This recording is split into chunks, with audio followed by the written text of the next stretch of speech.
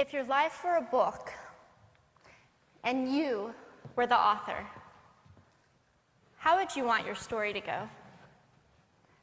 That's the question that changed my life forever. Growing up in the hot Las Vegas desert, all I wanted was to be free. I would daydream about traveling the world, living in a place where it snowed, and I would picture all of the stories that I would go on to tell. At the age of 19, the day after I graduated high school, I moved to a place where it snowed, and I became a massage therapist. With this job, all I needed were my hands and my massage table by my side, and I could go anywhere. For the first time in my life, I felt free, independent, and completely in control of my life. That is, until my life took a detour. I went home from work early one day with what I thought was the flu, and less than 24 hours later, I was in the hospital on life support with less than a 2% chance of living. It wasn't until days later, as I lay in a coma, that the doctors diagnosed me with bacterial meningitis, a vaccine-preventable blood infection. Over the course of 2.5 months, I lost my spleen, my kidneys, the hearing in my left ear, and both of my legs below the knee. When my parents wheeled me out of the hospital, I felt like I had been pieced back together like a patchwork doll. I thought the worst was over until weeks later when I saw my new legs for the first time. The calves were bulky blocks of metal with pipes bolted together for the ankles, and a yellow rubber foot with the raised rubber line from the toe to the ankle to look like a vein. I didn't know what to expect, but I wasn't expecting that. With my mom by my side and tears streaming down our faces, I strapped on these chunky legs and I stood up. They were so painful and so confining that all I could think was, how am I ever going to travel the world in these things? How was I ever going to live the life full of adventure and stories as I always wanted? And how was I going to snowboard again? That day, I went home, I crawled into bed, and this is what my life looked like for the next few months. Me passed out, escaping from reality, with my legs resting by my side. I was absolutely, physically, and emotionally broken.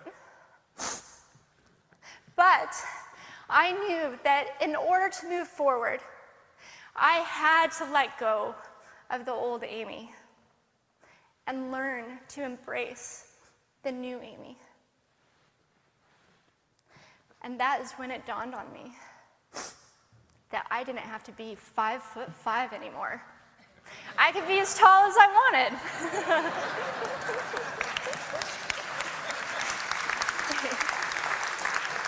Or as short as I wanted, depending on who I was dating. And if I snowboarded again, my feet aren't going to get cold. And best of all, I thought, I can make my feet the size of all the shoes that are on the sales rack. And I did. So there were benefits here. It was this moment that I asked myself that life-defining question. If my life were a book and I were the author, how would I want this story to go? And I began to daydream. I daydreamed like I did as a little girl. And I imagined myself walking gracefully, helping other people through my journey, and snowboarding again.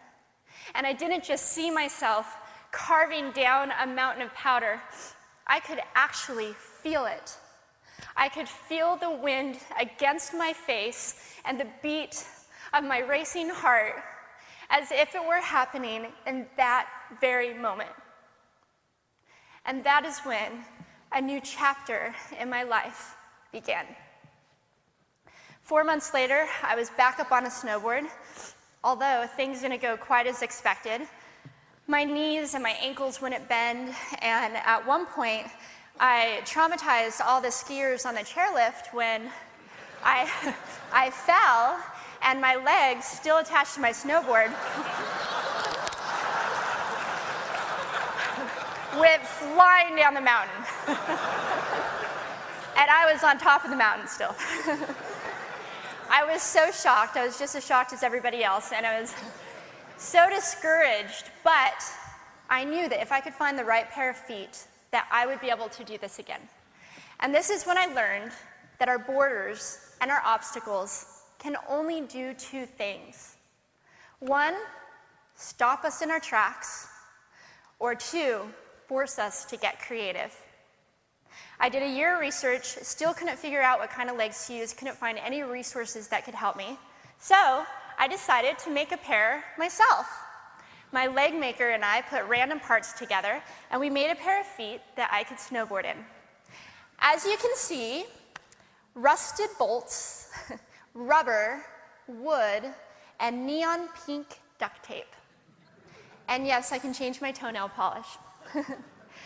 It was these legs and the best 21st birthday gift I could ever receive, a new kidney from my dad, that allowed me to follow my dreams again. I started snowboarding, then I went back to work, then I went back to school, then in 2005 I co-founded a nonprofit organization for youth and young adults with physical disabilities so they could get involved with action sports. From there, I had the opportunity to go to South Africa, where I helped to put shoes on thousands of children's feet so they could attend school. And just this past February, I won 2 back-to-back World Cup gold medals. Thank you.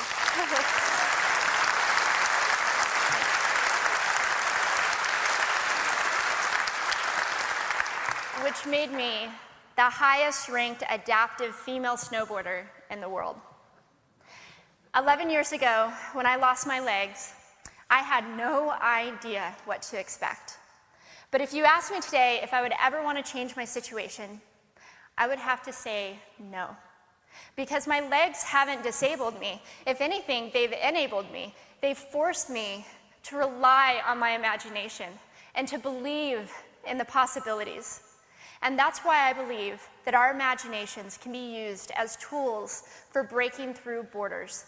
Because in our minds, we can do anything, and we can be anything.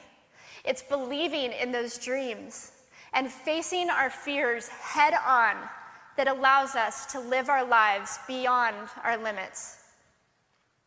And although today is about innovation without borders, I have to say that in my life, innovation has only been possible because of my borders. I've learned that borders are where the actual ends, but also where the imagination and the story begins. So the thought that I would like to challenge you with today is that maybe instead of looking at our challenges and our limitations as something negative or bad, we can begin to look at them as blessings. Magnificent gifts that can be used to ignite our imaginations and help us go further than we ever knew we could go. It's not about breaking down borders. It's about pushing off of them and seeing what amazing places they might bring us. Thank you.